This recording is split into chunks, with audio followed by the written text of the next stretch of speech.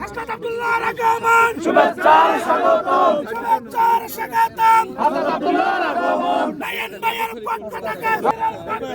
লাল গোলাপ শুভেচ্ছা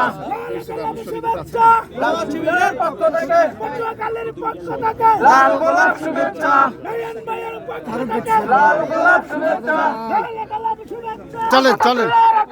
চলেন বের হইবে না চলেন পক্ষ থেকে